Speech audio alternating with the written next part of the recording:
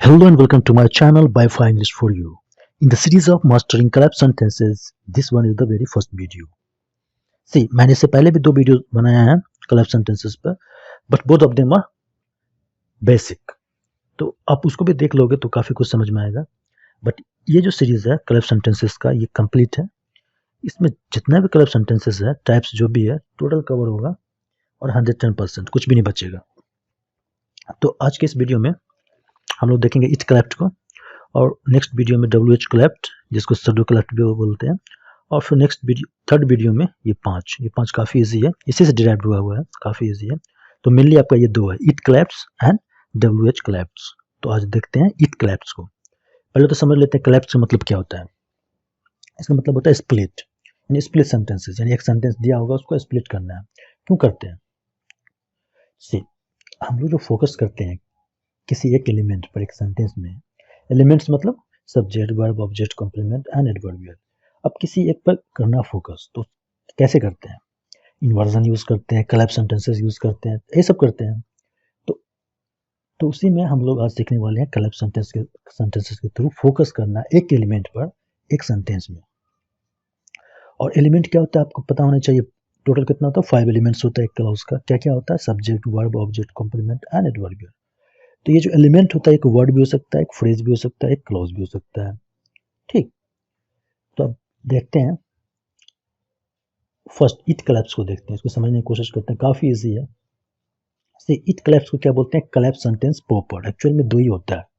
collapse sentences 2 ही तरह का होता है, एक होता है इट collapsed और दूसरा क्या होता है आपका pseudo collapsed, जिसको बोलते हैं WH collapsed. 2 ही होता है. बट और जितना भी 5 है वो क्या आपका उसी से डिराइव हुआ है, काफी इजी है, उसको भी मैं बताऊंगा थर्ड वीडियो में, 5 को एक साथ. तो आप देखो इसमें क्या लिखा हुआ है, जो एम्फेसिस जो होता है वो किस पे होता है? इट के बाद आप वर्ब टू बी लिखते हो, और टू बी के बाद जो आप कॉम्प्लीमेंट रखते हो, जो भी होता है आपका वहाँ पर कॉम्प्लीमेंट के फॉर्म में क्या क्या आ सकता है आपका?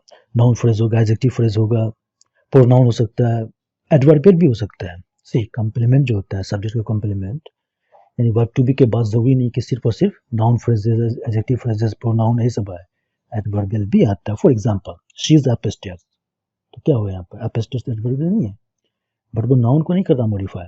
वो क्या है वो नहीं है, उसके लिए आपको देखना होगा मेरा वीडियो एडवर्बियल पर, जो मैंने पहले ऑलरेडी अपलोड कर रखा है. तो यहाँ पर वो टॉपिक नहीं, यहाँ पर है collapse सेंटेंसेस क्या है, यानी इट collapsed क्या है, इसको समझना है. तो इसमें मैंने क्या कहा कि आपको जो फोकस करना है जिस एलिमेंट पर, उसको कहाँ रखना है? बी के बाद रखना है. और बी क्या क्या हो सकता है? प्रेजेंट में इज होगा, पास्ट में वाज होगा, फ्यूचर में विल भी होगा. अब क्वेश्चन है, इज यहाँ पर आर हो सकता है? नहीं, ये फिक्स है, इजी होगा, वाज ही होगा, विल भी होगा. ठीक, ये 3 में से एक ही हो सकता है. ठीक, और इसके बाद जो रखोगे आप एलिमेंट, वो एलिमेंट पर फोकस होगा, यानी कि कॉम्प्लीमेंट वाले पार्ट पर, यानी कॉम्प्लीमेंट वाले जगह पर जो रख रहे हो आप, उस पर फोकस होता है. अब देख लो स्ट्रक्चर क्या है, it plus be plus element. ये आपका एक मेन क्लॉज हो गया पहला वाला, और दूसरा वाला क्लॉज जो है कलेक्ट क्लॉज, वो आपको देखने में 99.9% लगेगा रिलेटिव क्लॉज की तरह, यानी डिफाइनिंग रिलेटिव क्लॉज की तरह. डिफाइनिंग आपका रिलेटिव क्लॉजेज कितना होता है? 3 तरह का होता है. कौन कौन होता है? एडिनोमिनल रिलेटिव क्लॉजेज, जिसको आप बोलते हो एडजेक्टिव क्लॉजेज. फिर नोमिनल होता है, थर्ड वन सेंटेंशियल. तो यहाँ पे जो मैं जब भी रिलेटिव क्लॉजेज के बारे में बात करूँ तो आप समझ लेना मैं एडजेक्टिव क्लॉजेज के बारे में बोल रहा हूँ, यानी एडिनोमिनल. यानी वैसा रिलेटिव क्लॉजेज जिसका जो आपका एंटीसीडेंट जो होता है वो क्या होता है? नाउन और नाउन फ्रेजेस होता है. बट इसमें आप देखोगे कि ये डिफाइनिंग रिलेटिव क्लॉज नहीं है, लगता वैसे ही है बट है नहीं, क्योंकि इसका जो एंटीसीडेंट होगा वो आपका एडवर्बियल भी हो सकता है, जबकि ऐसा तो होता नहीं है उस रिलेटिव क्लॉजेस के केस में. तो यहाँ पर दिखता वैसा ही है एक्चुअल में, बट होता नहीं है, तो उसको भी समझेंगे. तो आपका ये स्ट्रक्चर काफ़ी ईजी है. 2 क्लॉज है यहाँ पे, देख लो. फर्स्ट क्लॉज मेन क्लॉज हो गया, सेकंड क्लॉज आपका कलेक्ट क्लॉज यानी सबऑर्डिनेट क्लॉज हो गया, दोनों मिलकर एक सेंटेंस बन गया. ठीक, अब देखो कौन कौन सा एलिमेंट्स है जिसको हम लोग फोकस कर सकते हैं. अब वर्ब को छोड़ दो, सभी एलिमेंट्स पे कर सकते हैं, यानी वर्ब को छोड़कर सभी एलिमेंट्स पे हम लोग फोकस कर सकते हैं यूजिंग इट collapsed. तो अब क्वेश्चन यहाँ पे आ रहा है कि अच्छा वर्ब को छोड़कर सभी पर कर सकते हैं, तो वर्ब पर कैसे करेंगे? तो वर्ब पर भी करेंगे यूजिंग pseudo collapsed सेंटेंसेस. तो उसको भी देखेंगे नेक्स्ट वीडियो में, काफी ईजी है. तो पहले इसको देख लेते हैं. एक सेंटेंस मैंने लिया, ये सिंपल सेंटेंस लिया मैंने. Rahul wore a blue suit at the dance last night. Rahul जो है डांस के समय लास्ट नाइट यानी कल, पिछले जो बीते हुए रात में ब्लू सूट पहना हुआ था। ठीक, ये आपका क्या सिंपल सेंटेंस है। अब इसमें आपका कितना एलिमेंट है, 1 2 3 4 5 एलिमेंट है। यानी सब्जेक्ट है, वर्ब है, डायरेक्ट ऑब्जेक्ट है, 2 एडवर्बियल्स है। ठीक, टोटल कितना 5 एलिमेंट्स है। बट इसमें कॉम्प्लीमेंट नहीं है और इसमें इनडायरेक्ट ऑब्जेक्ट भी नहीं है। ठीक, और कॉम्प्लीमेंट में आपको दोनों कॉम्प्लीमेंट नहीं है, सब्जेक्ट का कॉम्प्लीमेंट भी नहीं है, ऑब्जेक्ट का कॉम्प्लीमेंट नहीं है। तो जो बच जाता है उसको नेक्स्ट एग्जांपल में देखेंगे। पहले इसको देख लेते हैं, इसमें कितना 5 एलिमेंट्स है। 5 एलिमेंट्स पे फोकस करते हैं वन बाय वन। पहले फोकस कर रहे हैं किस पर, सब्जेक्ट पर, राहुल। राहुल को रख दो यहाँ पर वर्ब टू बी के बाद, वाज के बाद। उसके बाद यहाँ पर करेक्ट क्लॉज लिख दो। करेक्ट क्लॉज क्या होगा, जितना बच गया ना टोटल को आपको यहाँ पर लिख देना है हु बहू। उससे पहले कनेक्टर का यूज करना है WH क्लास से। ठीक, तो यहाँ पर राहुल के लिए क्या यूज करोगे, हु या दैट, दोनों से यूज हो सकता है। तो यहाँ पर राहुल क्या आपका, राहुल जो है इस पर फोकस हो रहा है और ये एंटीसीडेंट की तरह भी काम कर रहा है, हु और दैट रिलेटिव प्रोनाउन के लिए। ठीक, तो आप इसको देख कर आपको लगेगा यार इतनी रिलेटिव क्लॉज ही, बट है नहीं, दिखता वैसे ही है, वो आगे समझ में आएगा। तो यहाँ पर सब्जेक्ट पे फोकस हो गया, यहाँ पर ऑब्जेक्ट पे फोकस हो गया, डायरेक्ट ऑब्जेक्ट पर।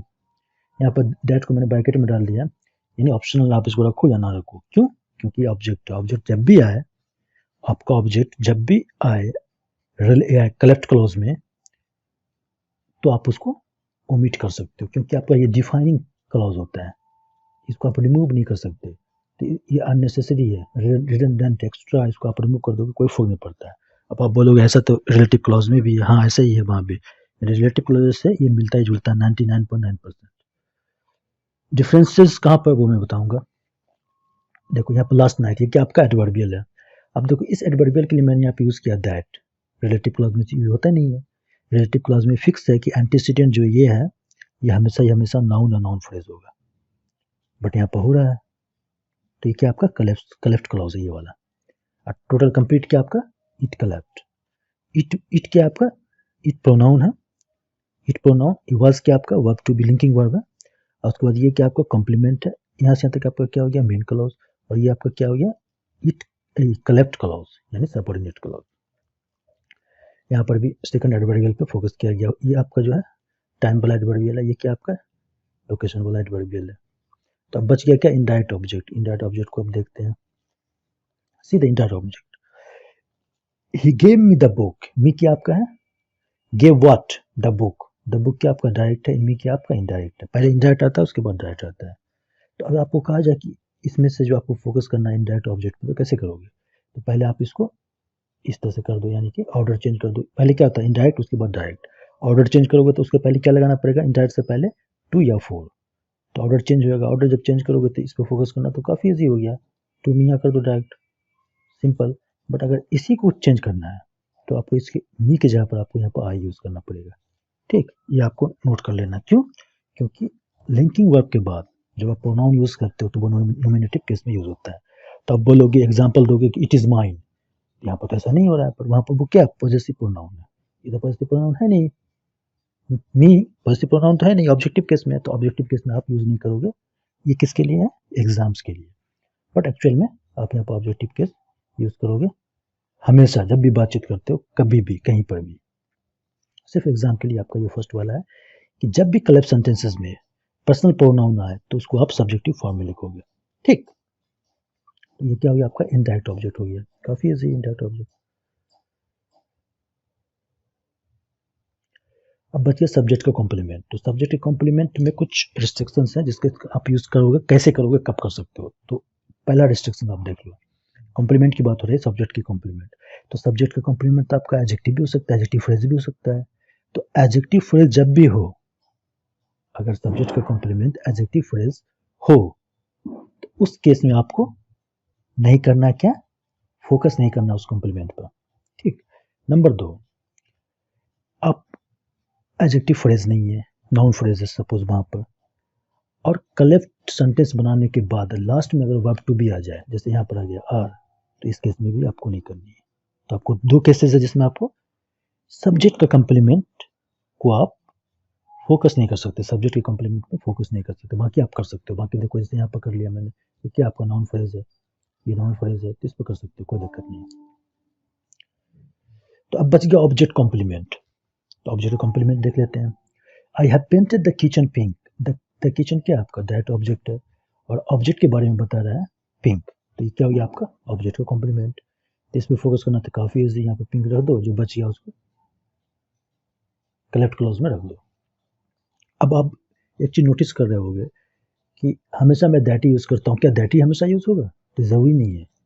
यहाँ पर WH जो आपका क्लास है उसके अंदर से आप यहाँ पर यूज़ होता है, 2 3 4 यूज़ हो सकता है। मैं बताऊँगा कौन कौन यूज़ कर सकते हो, कौन कौन नहीं कर सकते। स्टार्ट से यहाँ पर मैंने जो यूज़ किया है कनेक्टर, वो क्या है, हु भी यूज़ कर सकते हो, दैट भी यूज़ कर सकते हो, यानी कि WH फैमिली से जो है आप यहाँ पर दैट के अलावा भी यूज़ कर सकते हो। बट दैट मैं अक्सर यूज़ करता हूँ यहाँ पर इसलिए कि मोस्ट ऑफ द केसेस में क्या होता है, दैट तो आपको मालूम है लिविंग और नॉन लिविंग दोनों के लिए यूज़ हो सकता है, पर्सन नॉन पर्सन दोनों के लिए, तो दैट ही मोस्टली यहाँ पर यूज़ होता है मोस्टली। हालांकि दूसरा भी यूज़ कर सकते हो, कब करोगे वो मैं बताता हूँ। यहाँ तक क्लियर हो गया। ये भी आप देख लो थोड़ा सा कि आप अगर चाहो तो आपका जो फोकस वाला एलिमेंट होता है उसके बारे में ज़्यादा डिस्क्रिप्शन दे सकते हो, नॉन एसेंशियल इन्फॉर्मेशन दे सकते हो using non defining relative clause. जैसे यहाँ पर it is Rahul who is from Delhi that propose to Nihal last night, तो ये वाला इन्फॉर्मेशन क्या आपका नॉन एसेंशियल इन्फॉर्मेशन है। नॉन एसेंशियल मतलब क्या, नॉन रिस्ट्रिक्टिव रिलेटिव क्लॉज है, इसके थ्रू आप दे सकते हो। तो ये आपका सिर्फ एक्स्ट्रा इन्फॉर्मेशन के लिए मैं इसमें डाल दिया। अब देखो यहाँ क्या लिखा हुआ, the second verb is past.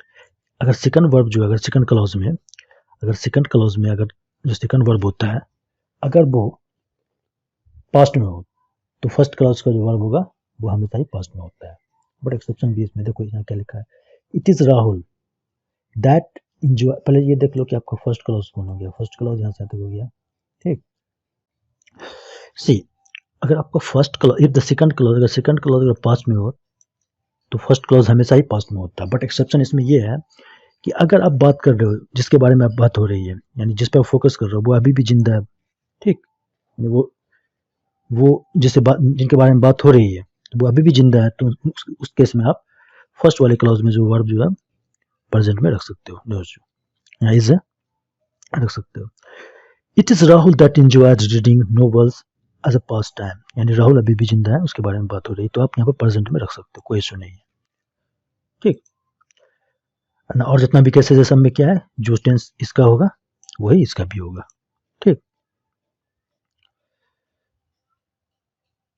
अब देखते हैं linking words used in collapse clauses, कौन कौन सा यूज करते हैं, दैट यूज करते हैं, ये जीरो भी यूज करते हैं जब दैट आपका जो है ऑब्जेक्ट की तरह यूज हो, तो हुज यूज कर सकते हैं, और हुम और विच भी कभी कभी यूज कर सकते हैं। बट क्या यूज नहीं कर सकते हैं, देख लो आप, प्रीपोजिशन यानी प्रीपोजिशन प्लस जो आप यूज करते हो WH वर्ड वो यूज नहीं कर सकते हैं, जो रिलेटिव क्लॉज में यूज होता है, ठीक, वो नहीं कर सकते, वो गलत हो जाएगा।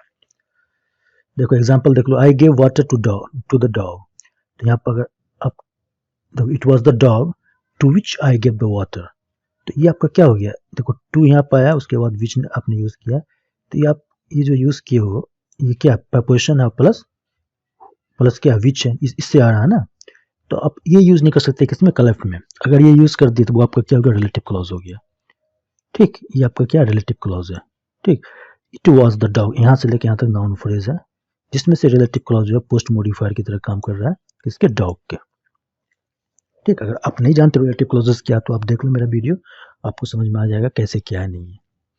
तो कुल मिला कितना यूज हो सकता है लिंकिंग वर्ड्स, 1 2 3 4 यूज कर सकते हो। मोस्टली कौन यूज होता है, दैट, ठीक। अब देखते हैं restrictive adnominal relative clause versus cleft clause में क्या डिफरेंस है। मैंने क्या कहा, मैंने कहा कि कलेप्ट क्लॉज जो होता है यानी सेकंड क्लॉज जो होता है वो रिलेटिव क्लॉज नहीं है, वो तो क्यों नहीं है भाई, तो उसको देख लेते हैं। सी यहाँ क्या लिखा हुआ है, पहले तो आप ये देख लो, only that can be used in cleft sentences where the focused element is an adjunct. Adjunct क्या होता है, आपका एडवर्बियल होता है। अगर एडवर्बियल आपका, जैसे यहाँ पर ये क्या आपका एडवर्बियल है, और जब भी एडवर्बियल पर आप फोकस करोगे तो आप जो यूज करोगे कंजंक्शन, ये रिलेटिव प्रोनाउन, वो क्या यूज करोगे, प्रोनाउन सिर्फ और सिर्फ दैट यूज कर सकते हो, उसके अलावा कुछ भी नहीं है।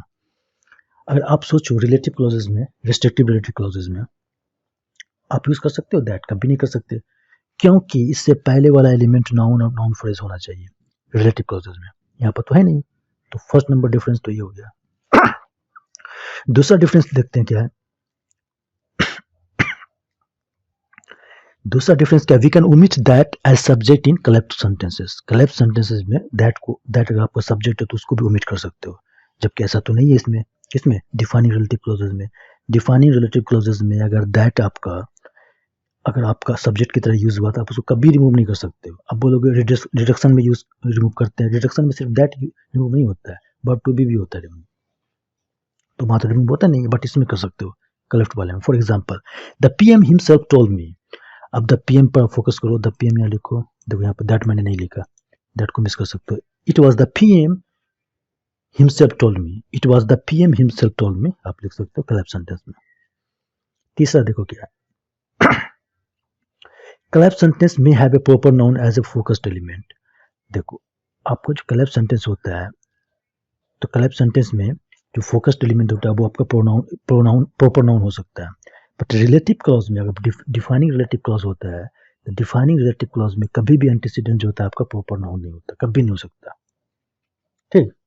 बट collapse में ऐसा हो सकता है। इससे क्या प्रूफ हुआ? इससे प्रूफ ये हुआ कि collapse clause और रिस्ट्रिक्टिव एडोनोमिनल रिलेटिव क्लॉज, जिसको बोलते हो adjective clause, essential adjective clause, दोनों डिफरेंट है, दोनों अलग अलग है, दोनों एक नहीं है, बट दिखता है कि जैसा 99.9% टाइम्स, ठीक।